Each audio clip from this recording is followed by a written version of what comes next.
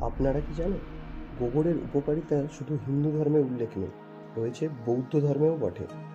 বৌদ্ধদের আরোগ্যের দেবতা ছিলেন সিংহনাথ।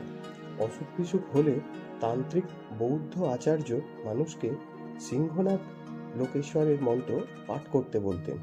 কিছুটা গোবর নিয়ে ওর ওপর মন্ত্র মন্ত্র প্রয়োগ করে সেই গোবর লেপন করে দেয়া হতো ব্যাধির জায়গায়। বৌদ্ধ তান্ত্রিকেরা বলেন, সিংহনাদ মন্ত্র ভৈষজ্যের ভীষণ কার্যকারী। সাদা বর্ণের দেখতে হয় সিংহনাদের মূর্তি, তিনটি চোখ সিংহনাদের, জটা মুকুট রয়েছে, পরে রয়েছেন তিনি ব্যাঘ্র চর্ম, আর বসে রয়েছেন সিংহাসনের ওপর।